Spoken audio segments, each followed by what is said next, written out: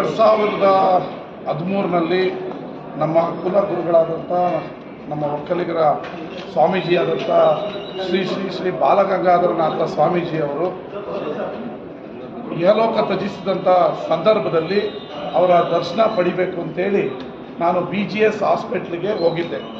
ಆ ಸಂದರ್ಭದಲ್ಲಿ ನಮ್ಮ ಮಾಜಿ ಪ್ರಧಾನಿಗಳಾದಂಥ ಶ್ರೀಮಾನ್ HD ದೇವೇಗೌಡ ಸಾಹೇಬರು ಕೂಡ ಅವರು ಕೂಡ ದರ್ಶನ ಮಾಡಲು ಬಂದಿದ್ದರು.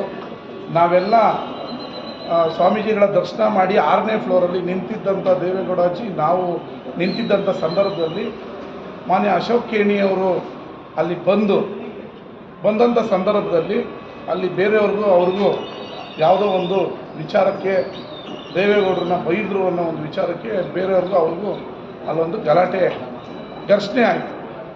ಆ ವಿಚಾರವಾಗಿ ಮಾನ್ಯ ಅಶೋಕ್ ಖೇಣಿಯವರು ಕೆಂಗೇರಿ ಪೊಲೀಸ್ ಠಾಣೆಯಲ್ಲಿ ದೇವೇಗೌಡರನ್ನ A1 ಮಾಡಿ ಅರುಣ್ ಗೌಡ ಅಂತೇಳಿ ಅವ್ರನ್ನ A2 ಮಾಡಿ ನನ್ನನ್ನು A3 ಮಾಡಿ KPSC ಮಾಜಿ ಚೇರ್ಮನ್ ಆದಂಥ ಅಧ್ಯಕ್ಷರಾಗಿದ್ದಂಥ ಸನ್ಮಾನ್ಯ ಕೃಷ್ಣ ಅವರು ಮತ್ತು ಈ ಸಂಜೆ ಪತ್ರಿಕೆಯ ಮಾಲೀಕರಾದಂಥ ವೆಂಕಟೇಶ್ ಅವರು, ಆಮೇಲೆ ಮಾಜಿ ವಕೀಲರ ಸಂಘದ ಅಧ್ಯಕ್ಷರಾದಂಥ JDSನ ಮುಖಂಡರಾದಂಥ AP ರಂಗನಾಥ್ ಅವ್ರನ್ನ ಪಾರ್ಟಿ ಮಾಡಿ ಕೇಸ್ ಕೊಟ್ಟಿದ್ದು.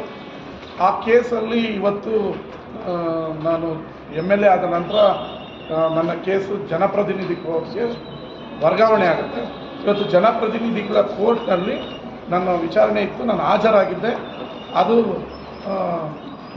ಮತ್ತೊಂದು ಡೇಟ್ 15ನೇ ತಾರೀಕು ಕೊಟ್ಟರು, ಅದು ಮುಗಿಸಿ ಬಂದಿದ್ದೀನಿ. ಆದರೆ ಮೀಡಿಯಾಗಳಲ್ಲಿ ನಿಮ್ಮನ್ನು ಬಂಧನ ಮಾಡಿದ್ದಾರೆ, ದೇವೇಗೌಡರು ಕೇಸಲ್ಲಿ ನಿಮ್ಮನ್ನು ಬಂಧನ ಆಗಿದೆ ಅಂತೇಳಿ ಬರ್ತಾಯಿದೆ ಅಂತ ನನ್ನ ಸ್ನೇಹಿತರು ಫೋನ್ ಮಾಡಿದ್ರು. ಅದೆಲ್ಲ ಸುಳ್ಳು.